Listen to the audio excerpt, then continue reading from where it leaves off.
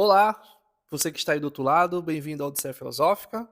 Eu sou Jeff Alves e hoje a gente vai entrar num terreno bem espinhoso, porque nos últimos episódios a gente está trabalhando sobre direitos humanos.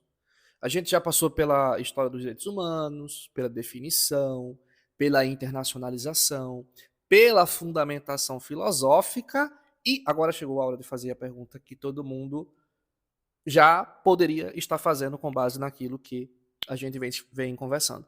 Mas afinal, quais direitos são direitos humanos?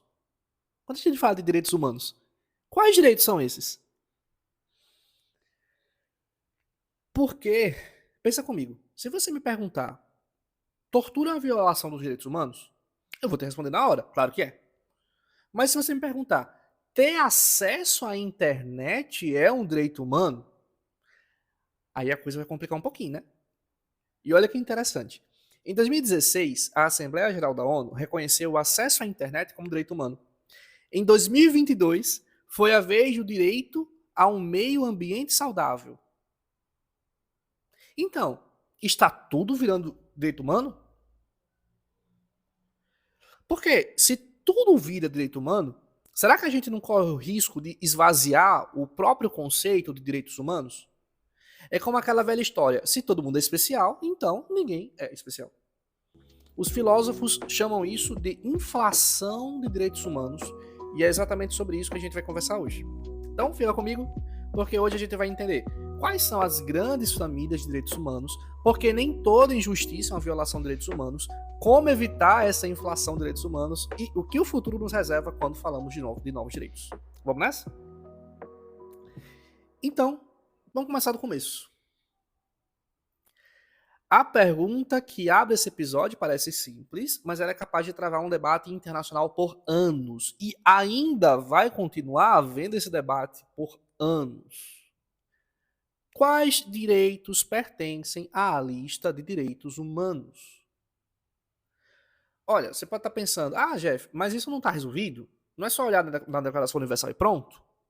E aí eu te digo, não é simples assim. Porque, veja só o problema. Se você faz uma lista muito curta de direitos humanos, você corre o risco de deixar de fora proteções fundamentais. Você pode acabar protegendo só as liberdades clássicas, expressão, religião, ir e vir, e esquecer que uma pessoa com fome, sem educação, sem acesso à saúde, essa pessoa não consegue exercer nenhuma liberdade de verdade. Por outro lado, se você faz uma lista muito longa, você corre outro risco, o de banalizar o conceito. Porque aí entra tudo, né? Direito a férias remuneradas, direito a visitar parques nacionais de graça, direito a participar de rave de graça, direito a, sei lá, de ter uma internet de altíssima velocidade em casa, enfim.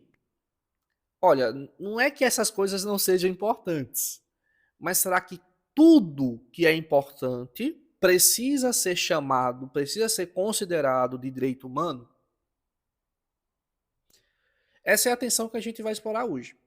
E para fazer isso, a gente precisa primeiro entender como está organizada a lista atual dos direitos humanos. Porque ela não é uma bagunça, não. Ela tem uma arquitetura, uma lógica por trás dela. E é sobre isso que a gente vai falar agora. Então vamos lá. A Declaração Universal dos Direitos Humanos, que a gente já estudou nessa série várias vezes, organiza os direitos em 6 grandes famílias. E quando você entende essas famílias, você percebe que não é uma lista aleatória. Cada uma responde a um tipo específico de ameaça à dignidade humana. Vou passar cada uma com calma, tá? A primeira família são os direitos de segurança. Esses são os direitos que protegem as pessoas contra assassinato, tortura e genocídio. Olha, é difícil imaginar algo mais básico que isso, né? Se você não tem o direito de não ser morto, de não ser torturado, o que mais importa?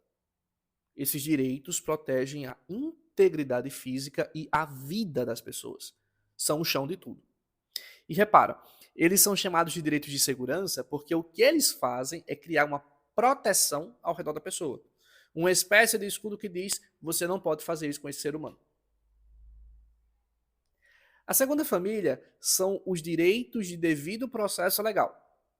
Aqui a gente está falando de julgamento justo e público, proteção contra prisões arbitrárias, proteção contra punições excessivas ou cruéis. Pensa comigo. Você já viu aqueles filmes onde alguém é preso do nada, sem acusação formal alguma, fica anos numa cela sem nunca ir a um julgamento? Pois é. Esses direitos existem exatamente para impedir isso de acontecer. Eles garantem que se você for acusado de alguma coisa, você tem direito a saber do que está sendo acusado, se defender, ter um julgamento imparcial e não ser punido de forma desproporcional. E olha só, esses direitos não protegem só os inocentes, eles protegem todo mundo. Porque numa sociedade justa, até quem cometeu um crime tem direito a um processo justo. A dignidade humana não se perde quando você erra. E exatamente nesse ponto que algumas pessoas vão criticar os direitos humanos. Como assim? Aquela pessoa que cometeu determinado crime tem direitos. Isso daí a gente pode entrar numa outra seara, né? num outro episódio, mas esse ponto aqui já era sempre essa polêmica de que muitas vezes você vai ver pessoas sendo contra os direitos humanos, né? Que a gente, pela construção que estamos fazendo, já dá para entender que eles são importantes sim. Mas sim, existem essas discussões desses detalhes, né? Que a gente está apreendendo, inclusive nesse episódio. A terceira família, e essa, tenho certeza que você conhece, são as liberdades fundamentais. Aqui entram liberdade de expressão, liberdade de religião e crença, liberdade de associação e liberdade de movimento. Essas são liberdades que, historicamente, a gente mais associa com direitos humanos, né? Porque elas nasceram das grandes revoluções. A Revolução Francesa, a Revolução Americana, elas são a base do que a gente chama de sociedades abertas. É como se essas liberdades fossem um espaço de respiração que uma pessoa precisa para viver como ser humano. Você precisa poder pensar o que quiser, você precisa poder acreditar no que quiser fazer, no que faz sentido para você, você precisa poder se associar com quem você quer escolher, né, com quem você escolhe, você precisa ter o direito de ir e vir. Sem essas liberdades, a gente não consegue nem se reconhecer como indivíduos autônomos. A quarta família são os direitos políticos. E aqui a gente está falando de direito de votar, direito de ser votado, direito de participar da política, direito de protestar e direito de se manifestar. Esses direitos têm a ver com uma ideia muito simples, mas muito poderosa. Você tem o direito de ter voz no seu próprio governo. Imagina que você mora num condomínio onde só o síndico decide tudo. Você não pode votar, você não pode opinar, você não pode nem reclamar. Você seria tratado como uma criança, né, nesse caso? Como alguém que não tem capacidade de decidir sobre a própria vida. Fora diversas outras críticas que a gente pode fazer, claro, né? Os direitos políticos reconhecem que você não é súdito, você é cidadão. E como cidadão, você tem o direito de participar das decisões que afetam a sua vida. Nada mais justo, né? Quinta família, direitos de igualdade. E aqui entram igualdade de cidadania, igualdade perante a lei, proteção contra discriminação. Olha, essa família é interessante porque ela atravessa todas as outras. Porque não adianta de nada você ter direito à vida, à liberdade, ao voto, se esses direitos só valem para algumas pessoas, né? Se uma mulher não pode votar, ela não tem direitos políticos de verdade. Se uma pessoa negra não pode ser presa sem julgamento justo, ela não tem devido processo de verdade. Se uma pessoa LGBTQIA+, não pode expressar quem ela não tem liberdade de verdade. Então, os direitos de igualdade fazem uma coisa muito importante. Elas dizem que todo mundo tem esses direitos. Não importa a sua raça, seu gênero, sua religião, sua origem, você é igual em dignidade. E agora a gente chega na família mais controversa. Entenda que existe sim a controvérsia em relação à segurança, tá? Existe sim. Mas, deixando essa discussão que de certo modo mais remete ao senso comum para a discussão que está mais atrelada de fato a filosofia, as ciências políticas e tudo mais, onde vai haver mais controvérsia é nessa família, que é a família dos direitos econômicos e sociais. Aqui entram o direito à educação, direito à saúde, direito ao trabalho, direito a condições dignas de vida, como o direito à alimentação, o direito à moradia, o direito ao vestuário, direito à proteção contra escravidão, direito à proteção contra o escravo forçado. Esses direitos são controversos porque, sendo o mais direto possível, porque custam caro, eles exigem que o Estado faça alguma coisa, não apenas que o Estado não faça. E aí vem uma pergunta: isso ainda é direito humano ou é política pública? Em que seara nós estamos? Em que seara nós estamos? Se exige a intervenção estatal direta, exige custos econômicos, inclusive, do Estado, a gente ainda está falando de direito humano, mesmo que esse direito humano necessite de políticas públicas, ou deixa de ser direito humano, não deveria ser direito humano, está mais para política pública. Olha, eu vou te contar, esse debate não acabou. Tem gente que acha que direitos humanos devem ser só os direitos de liberdade, aqueles que pedem que o Estado não interfira. E tem gente que acha que sem educação, sem saúde, sem comida, mesmo que você tenha esses direitos de liberdade, essas liberdades não valem de nada. E a gente vai voltar nesse debate mais à frente. Por enquanto, eu só quero que você veja a lógica. Existem 6 famílias que cobrem as dimensões fundamentais da vida humana: segurança, justiça, liberdade, participação, igualdade e bem-estar. Vamos pensar assim, fica mais fácil, né? Ou segurança, justiça, liberdade, participação, igualdade e os direitos econômicos e sociais. Mas tem mais. Porque nos últimos 60 anos, uma 7ª categoria apareceu. Tá? Além dessas 6, tem mais uma 7ª para coroar essas famílias. E é sobre ela que a gente vai falar agora. Então vamos lá. Depois que a Declaração Universal foi criada em 1948, o mundo começou a perceber algo importante. Não basta declarar que todo mundo tem direitos iguais. Porque algumas pessoas, por pertencer a certos grupos, sofrem ameaças específicas. E se você não nomeia essas ameaças, se você não cria proteções específicas, esses grupos continuam vulneráveis. É como aquele ditado, né? A lei, na sua majestosa igualdade, proíbe tanto o rico quanto o pobre de dormir debaixo da ponte. Irônico, né? Proíbe, sim, o rico e o pobre dormir debaixo da ponte, mas dificilmente você vai ver o rico dormindo debaixo da ponte, proporcionalmente falando, né? Em dados objetivos, vamos pensar em dados objetivos, quem dorme embaixo da ponte é quem tem baixa condição econômica, né? Então, perceba aqui, tratar todo mundo igual às vezes é, na verdade, perpetuar desigualdades, certo? Simplesmente falar de igualdade para todo mundo pode acabar perpetuando desigualdades. Por isso que, ao longo das décadas, surgiram tratados específicos para proteger esses direitos específicos dessas populações vulneráveis. Então, direito em relação às mulheres, através da Convenção sobre a Eliminação de Todas as Formas de Discriminação contra a Mulher, de 1979. Em relação às crianças, Convenção sobre os Direitos da Criança, em 1989. Em relação às minorias raciais e étnicas, Convenção Internacional sobre a Eliminação de Todas as Formas de Discriminação Racial, de 1965.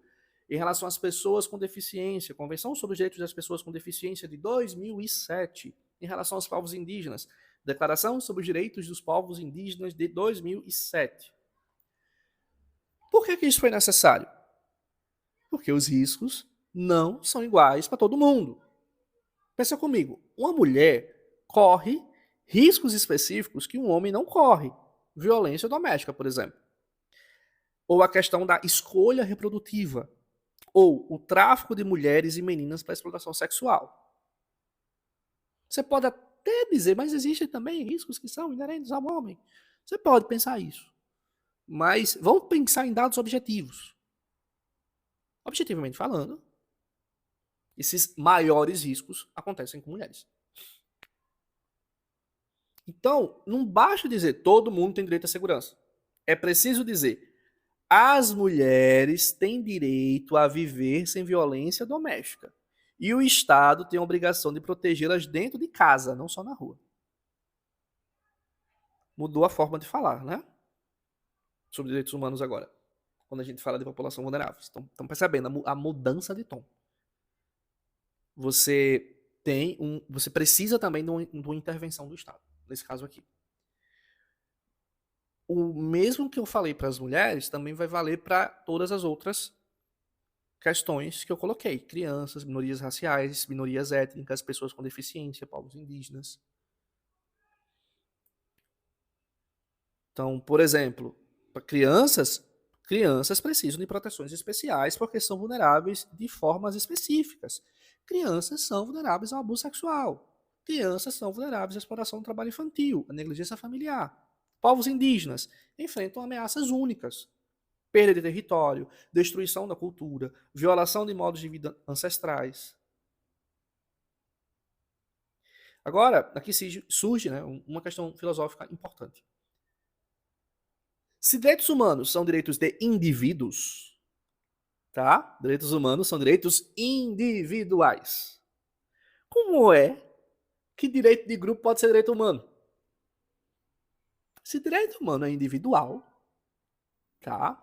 Como é que eu estou falando aqui de direitos humanos para grupos específicos? Não sei, já deixaria de ser direito humano, já que direito humano é individual, como a gente definiu anteriormente? Olha, tem um caso desses direitos individuais que a gente falou, que não é dessa 7ª categoria, é de uma das primeiras categorias, e deixa isso muito claro, tá? Deixa uma resposta para isso muito clara. O direito contra o genocídio. Foi a primeira família que eu falei, que eu inclusive falei que era a mais fundamental. Genocídio não é só matar pessoas. Genocídio é a tentativa de destruir um grupo como grupo, de apagar uma identidade coletiva. E esse direito, o direito de um grupo não ser destruído, protege tanto o grupo quanto os indivíduos que pertencem àquele grupo. Vamos lá. Eu tenho o direito de não ser morto, certo? Mas nós, como povo, como comunidade, também temos o direito de continuar existindo, porque a minha identidade não é só individual, ela também é coletiva. Eu tenho o direito de não ser morto. Vamos pensar que eu sou de alguma dessas que a gente colocou antes, né? Vamos até pensar aqui de uma outra forma. Embora o direito seja individual, por você fazer parte de um grupo, sendo esse grupo um grupo vulnerável, eu preciso proteger esse grupo, porque sem eu proteger esse grupo, eu não vou te garantir o teu direito individual. Então, sim, direitos de grupos podem ser direitos humanos, desde que o que esteja sendo protegido seja a dignidade humana, tanto individual quanto coletiva. Mas agora vem a grande pergunta, que está no cerne desse episódio. Onde a gente traça a linha que define o que é direito humano e o que não é direito humano? Então, olha só. A gente já viu que existem pelo menos 7 grandes categorias de direitos humanos. Elas cobrem muita coisa, né? Vida, liberdade, justiça, igualdade, educação, saúde e proteção de minorias. Mas aqui está o ponto. Nem toda injustiça é uma violação de direitos humanos. E eu sei que isso pode soar estranho. Pode até soar insensível. Mas é importante a gente entender isso. Deixa eu dar um exemplo bem claro. Imagina que um país não tem programas suficientes de pós-graduação. Ou que as universidades públicas não oferecem tantos cursos de mestrado e doutorado quanto seria o ideal. Isso é ruim? É. Isso é injusto? Talvez. Isso é uma má gestão de política pública? Com certeza. Mas isso é uma violação de direitos humanos? Eu estou violando a dignidade humana a fazer isso? Não necessariamente. Porque direitos humanos protegem o que é fundamental, o que é básico, o que ninguém pode te tirar sem violar a sua dignidade como ser humano, como a gente discutiu lá no episódio anterior.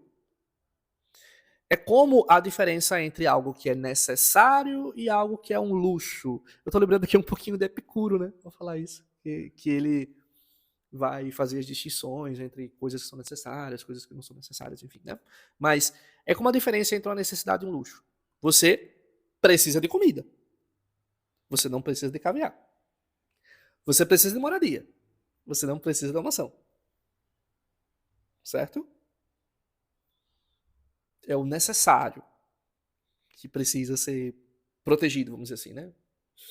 É o necessário que precisa ser discutido quando a gente está falando de direitos humanos. Não o que é além disso.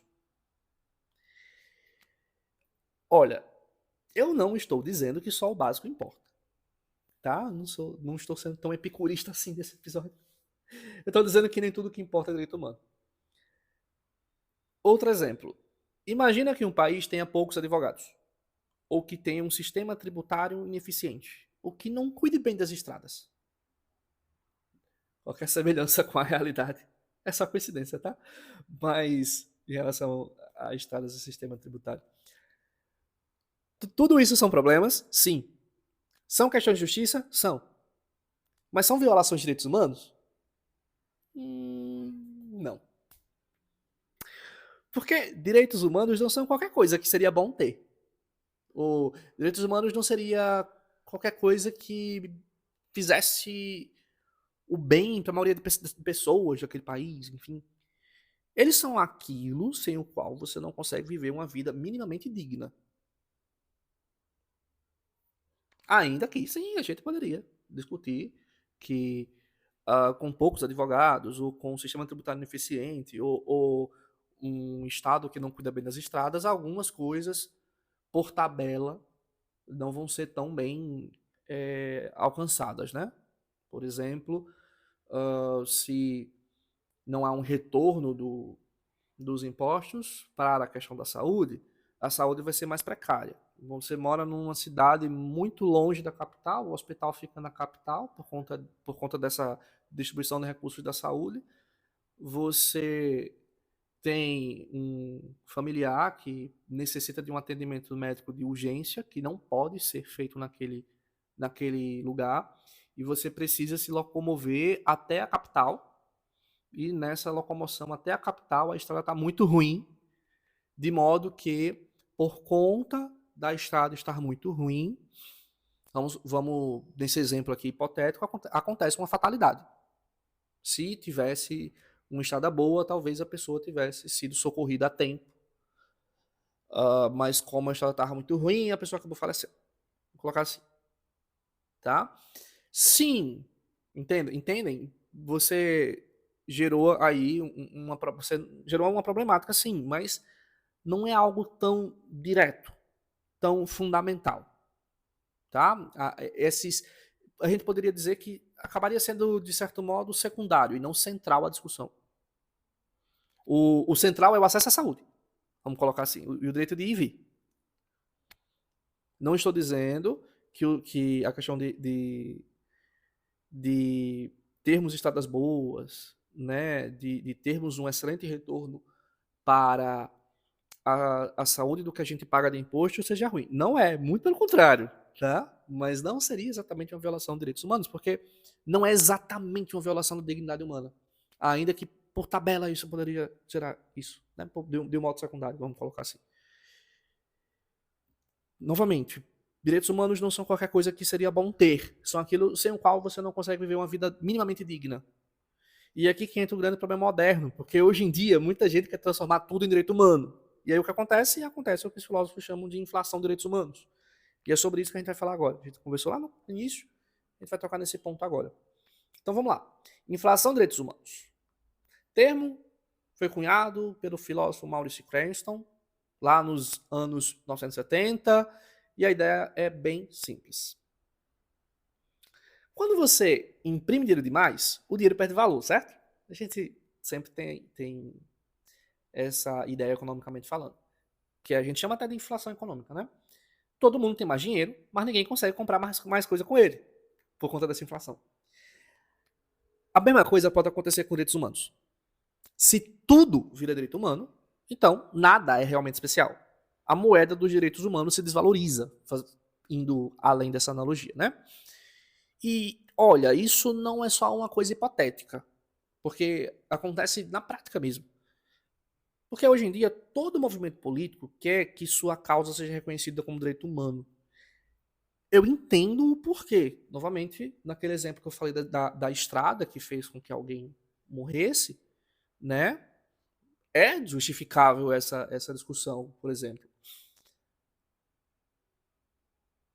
Mas entendam, assim, quando a gente fala que algo é o direito humano, você está dizendo que esse algo é urgente, universal e inegociável. Novamente, urgente, universal e inegociável. E aí, claro, a causa que você luta ganha força. E nesse caso, se o que você está propondo como direito humano for urgente, universal e negociável, isso vai ganhar força, vai ganhar legitimidade internacional, vai ganhar atenção da mídia, tá? Mas o problema é, se você dá urgência para tudo, nada é urgente. Se tudo é negociável, então nada consegue ser priorizado, entende? Se você dá prioridade máxima para tudo, não existe uma prioridade. Porque tudo tem a mesma prioridade, entendeu? Maurice Cranston, lá nos anos 70, criticou. A gente vai dar um exemplo polêmico, inclusive, tá? Dessa discussão. Um exemplo polêmico aqui. Lá nos anos 70, ele criticou a inclusão de férias remuneradas na lista de direitos humanos. Então, ele disse assim: olha, férias remuneradas são importantes, mas isso não é algo de interesse profundo e universal. Isso não é comparável ao direito de não ser torturado.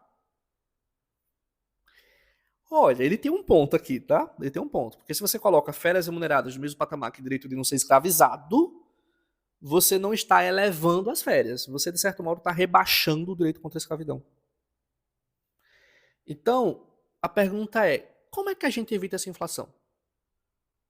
Novamente, não é que ele está dizendo que férias remunerada não é importante, tá? Porque é importante, ainda mais na sociedade hoje que a gente só falta correr maluco, né, com questão de trabalho.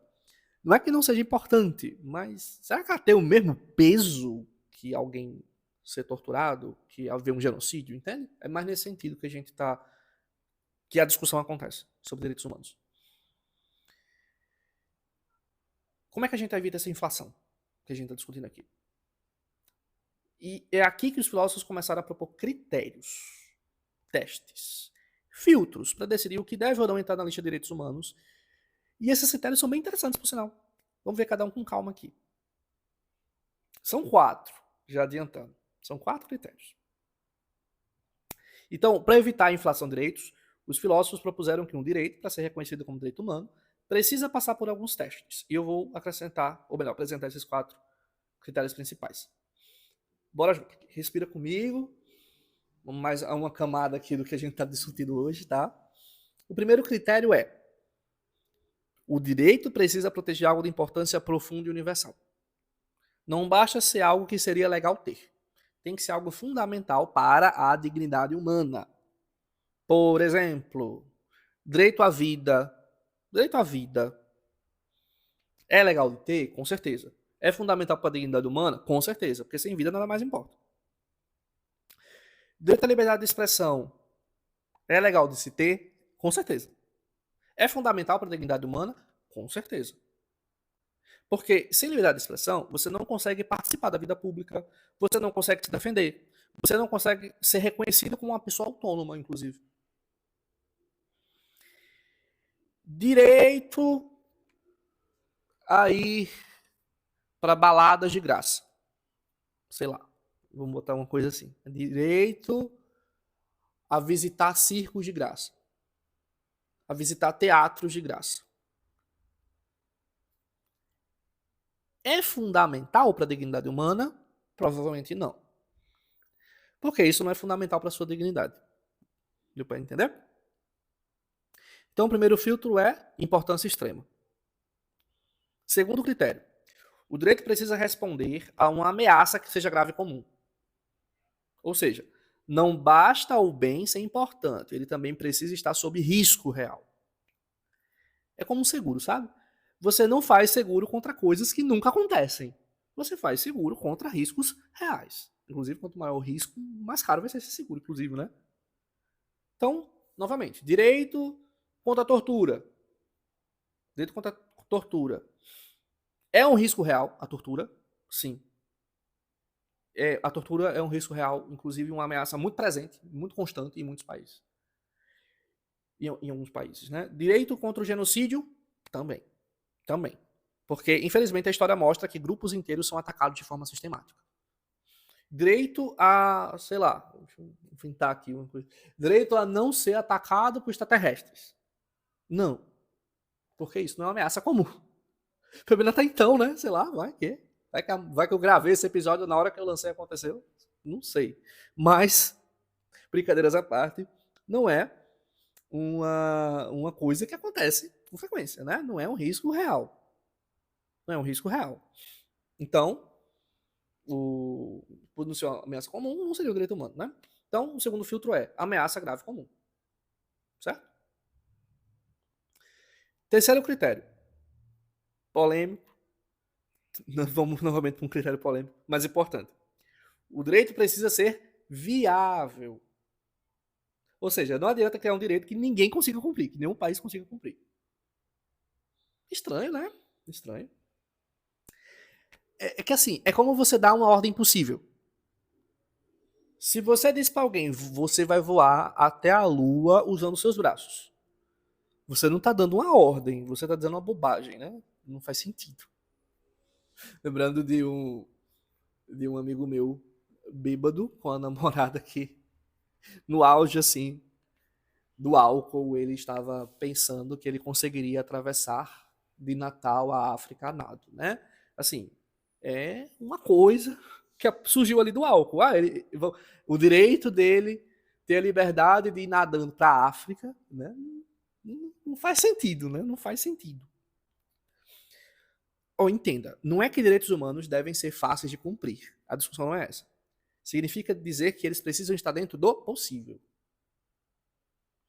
Por exemplo, exigir que todos os países garantam a educação básica gratuita. É possível? É. É difícil, mas é viável.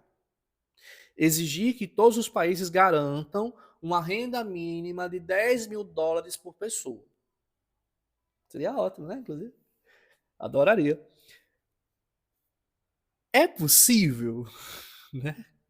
Olha, dentro do contexto socioeconômico que a gente está, dentro de uma ordem capitalista, né? É possível, assim, do nada, todos os países dizerem que todo mundo, a partir de hoje, vai ganhar $10.000. No mínimo. Não é plausível pensar nisso. Não faz sentido. Porque a maioria dos países, inclusive, sequer tem recursos para distribuir essa renda para todos os seus habitantes, inclusive. Sei que tem a questão. Enfim, tem questões que a gente poderia até analisar sobre isso, né? Mas não vejo como algo dentro do possível, tá? Eu sei que sim, existem dentro da filosofia política utopias, né?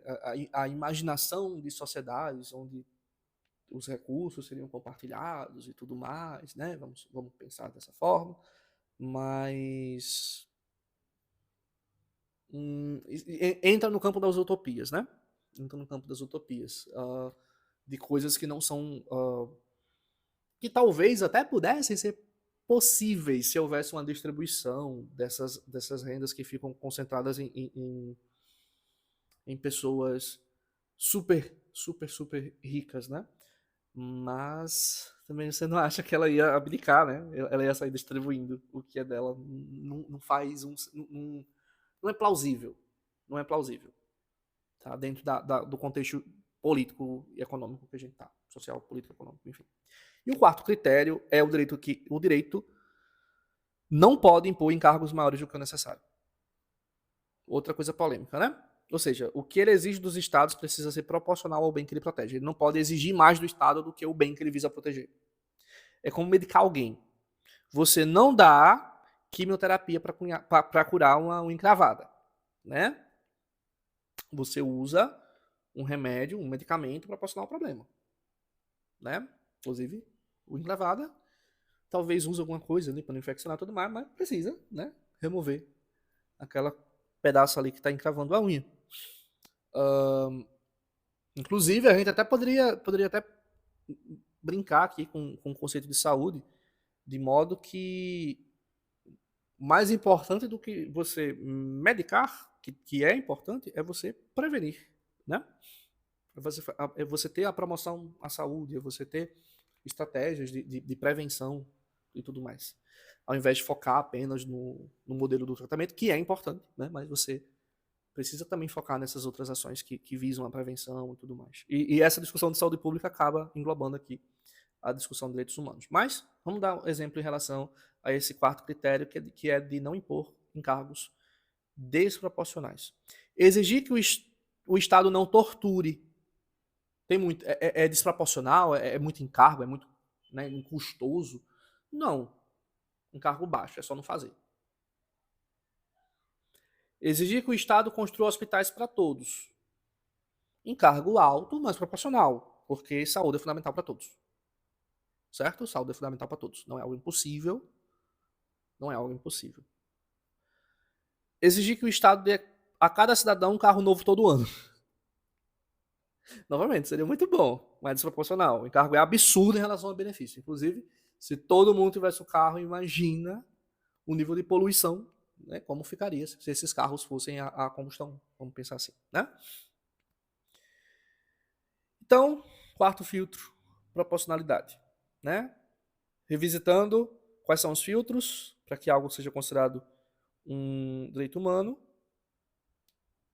né? São esses 4 filtros que vão, os 4 critérios que vão dizer que um direito é de fato direito humano, é proteger um bem que seja extremamente importante, que tenha relação com a dignidade humana, responder a ameaças graves e comuns a essa dignidade humana, que seja viável essa resolução, essa aplicabilidade para a maioria dos países e não imponha cargos, ou melhor, não imponha custos, encargos desproporcionais ao bem que ele visa trazer. Esses 4 critérios ajudam a manter os direitos humanos sólidos. Eles evitam que o conceito se dilua. Mas tem um debate que nunca acabou. Um debate que divide filósofos, juristas, ativistas. E é o debate sobre os direitos econômicos e sociais. Aquele sexto grupo que eu falei há pouco, né? Será que educação, saúde, moradia são direitos humanos ou são políticas públicas? Lembra que a gente fez essa pergunta lá no início? Chegou a hora de enfrentar o problema agora. Vamos pensar aqui nesse problema. Chegou a hora de enfrentar essa polêmica, né? Os direitos econômicos e sociais, educação, saúde, trabalho, moradia, são realmente direitos humanos? Esse é um dos debates mais intensos da filosofia política contemporânea. E ele não acabou. Continua rolando. Existem debates que, por mais que a gente possa dizer que concorda mais com alguma coisa, ou que uma determinada posição tenha os melhores argumentos, isso não significa dizer que o debate acabou. Tá? O debate acabou. Às vezes, ainda esse debate está acontecendo e conhecimento é isso mesmo, né? Acontece por meio de uma construção através de um processo dialético, né? Então, ainda mais quando você tem coisas que envolvem interesses econômicos e sociais, como a gente viu até na história dos direitos humanos, das convenções que foram divididas, né, civis políticos, esses econômicos sociais foram feitas por conta do problema ali de Guerra Fria, Estados Unidos, União Soviética e tudo mais. Lá no episódio de história a gente comenta sobre isso, tá? De história dos direitos humanos. Então, é uma coisa que está em discussão até hoje. Ou melhor, ainda continua acontecendo a discussão. De um lado, você tem pessoas que dizem que direitos humanos devem ser apenas liberdades. E a lógica é a seguinte: direitos humanos protegem você contra o Estado. Contra o Estado, tá? Eles dizem: o Estado não pode te prender sem julgamento, o Estado não pode censurar você, olha uma coisa que está muito em pauta. O Estado não pode tirar o seu direito à liberdade de expressão. O Estado não pode lhe torturar, tá? São direitos negativos. Negativos porque exige que o Estado não faça certas coisas, certo? São direitos negativos. Mas quando você fala de educação, saúde e moradia, aí o Estado precisa fazer alguma coisa. Uma coisa que custa dinheiro e muito dinheiro. E aí vem a pergunta, será que isso ainda é direito humano ou é política pública? Já que envolve dinheiro, muito dinheiro. De um lado, você tem pessoas que vão dizer, sem subsistência, não há liberdade. Essa é a posição do filósofo Henry Shue. E o argumento dele é, olha, de que adianta você ter direito à liberdade de expressão se você está morrendo de fome? De que adianta você ter direito de votar se você está doente demais para sair de casa? De que adianta você ter direito de circular livremente se você não tem educação para conseguir um emprego? É como se você desse para alguém um manual de instruções para dirigir um carro, mas não desse o carro, ou não desse a gasolina, ou não desse a chave. Shu chama esses direitos de direitos de subsistência. E ele diz, os direitos de subsistência são tão fundamentais quanto os direitos de liberdade. Porque sem os direitos de subsistência, os direitos de liberdade não funcionam. E a gente pode pensar aqui que os dois lados têm pontos importantes, tá? É verdade que os direitos econômicos e sociais são mais caros de implementar. É verdade que eles exigem ação do Estado, não só abstenção. Mas também é verdade que uma pessoa sem comida, sem saúde, sem educação, não consegue exercer uma liberdade de verdade.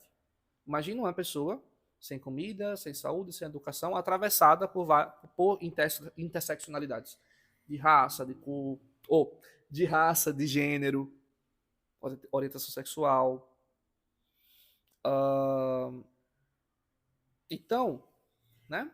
Será que ela sem comida, sem saúde, sem educação, de uma classe econômica, né, que não tenha tanta condição financeira, vamos colocar assim. Será que só dando direito e liberdade, ela de fato, você está protegendo a dignidade dela? Você está garantindo a dignidade dela apenas por dar esses direitos de liberdade?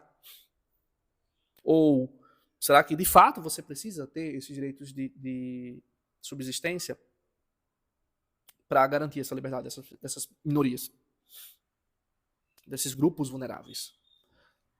Então, o que é que a comunidade internacional decidiu, ou está considerando, vamos dizer assim? Decidiu incluir os direitos econômicos e sociais na lista dos direitos humanos, mas com uma diferença importante. Os direitos civis e políticos têm que ser implementados imediatamente. Os estados se comprometem a respeitá-los agora. Então, os direitos de liberdade devem ser cumpridos agora, neste exato momento. São automáticos, vamos colocar assim, né? Mas direitos econômicos e sociais são de realização progressiva. Ou seja, o Estado se compromete a implementá-los aos poucos, conforme as suas capacidades. É como subir uma escada. Você não pula do primeiro para o último degrau. Você vai subindo degrau por degrau. Veja que o que a gente está falando aqui? Que se está dizendo que existe sim os direitos humanos, mas existem direitos humanos que você pode cobrar automaticamente que eles sejam cumpridos e existem outros que não. Você cobra que seja de modo progressivo. Progressivo como? Progressivo até quando? Fica um limbo aí, né? Então isso resolve o problema? Não, não completamente. Acaba sendo uma solução para a discussão, acaba sendo uma solução, né? Considera como direitos humanos, mas, né? Você coloca o direito, mas não. A gente já discutiu nos outros episódios, não coloca o direito, mas não exige a resolução, né? Ou não existe uma punição para não resolução, até porque você pode defender que eles são direitos que você pode construir progressivamente, e você está fazendo isso devagarzinho. Enfim, né? Fica desse limbo, né? Então, sim, direitos sociais e econômicos são direitos humanos, tá? Assim como os direitos de liberdade, direitos civis e econômicos, mas esses direitos eu me misturei aqui. Os direitos civis e políticos são os direitos de liberdade e eles têm uma resolução automática, né? Precisam ser implementados automaticamente, podem ser cobrados agora, caso não estejam sendo cumpridos, tá? E existem os direitos de subsistência, que são esses sociais e econômicos. Aí sim, esses direitos sociais e econômicos, eles são considerados direitos humanos, sim, porque atende aqueles critérios que a gente falou, mas eles são de realização progressiva. E agora, para fechar, a gente vai falar de uma coisa bem interessante: os novos direitos humanos. Porque o mundo muda. O mundo mudou. Será que o mundo mudou? A nossa visão sobre o mundo mudou? Né? Foi o que a gente pode fazer. Então, os direitos humanos também precisam mudar. Então, olha só. A gente viu que os direitos humanos têm uma arquitetura, uma lógica, critérios, mas o mundo não para, né? Novas tecnologias surgem, novos problemas aparecem, ou novos problemas são reconhecidos, não é que eles apareceram, mas foram reconhecidos enquanto tal. E aí isso já pergunta, será que precisamos de novos direitos humanos? A gente falou, até então, dos direitos garantidos naquelas resoluções lá de trás, né? Mas e hoje? Se eu quiser, todos os direitos humanos já estão contemplados naquelas convenções? Ou existem direitos que eu preciso implementar hoje? Como é que eu faço isso? Então, nos últimos anos, alguns direitos novos começaram a ganhar força. Dando 3 exemplos para vocês. Em 2016, a Assembleia Geral da ONU reconheceu o direito do acesso à internet, como direito humano. Faz sentido? Bom, pensa comigo. Hoje em dia, se você não tem internet, você não consegue acessar serviços públicos, procurar emprego, estudar, se comunicar, ter uma participação na vida pública. É quase como se a internet fosse a nova praça pública, sabe? O novo espaço onde a vida acontece. Então, sim, talvez faça sentido reconhecer isso como direito humano. Né? Em 2022, a ONU também reconheceu o direito a um meio ambiente limpo, saudável e sustentável. E olha, esse é um dos casos mais claros de direito emergente. Porque se o ar que você respira está poluído, se a água que você bebe está contaminada, se o clima está se tornando inabitável, de que adianta você ter todos os direitos humanos? Ou melhor, de que adianta você ter todos os outros direitos? Tá? Então, interfere sim na dignidade, no ponto da dignidade. Você não consegue exercer nenhum direito se o planeta se tornar inabitável, certo? Então, talvez este seja um dos direitos mais fundamentais do século XXI. E tem uma proposta mais recente da filósofa Kimberly Brownlee, né? Vamos trazer filósofas também para cá, já que geralmente a gente só fala de filósofos, né? Existem sim os filósofos. O direito contra o isolamento social severo. A ideia é simples. Seres humanos são seres sociais.